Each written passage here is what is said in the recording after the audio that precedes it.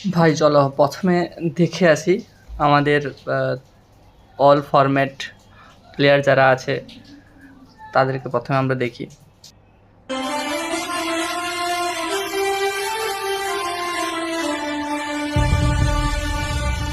सिर्फ आवाज पे चाहूं तो निशाने लग जाएं। मैं अगर ভাই अपनी এ হচ্ছে जवानी को আমাদের सुना दूं বর্তমান किससे, যতগুলো ये जो প্লেয়ার আছে তার মধ্যে 3টে ফরম্যাটের খেলা প্লেয়ার হর্ষিত রানা, যে নাকি সব ফরম্যাটেই এখন ইনক্লুড আছে, ওডিআই, টি20, টেস্ট।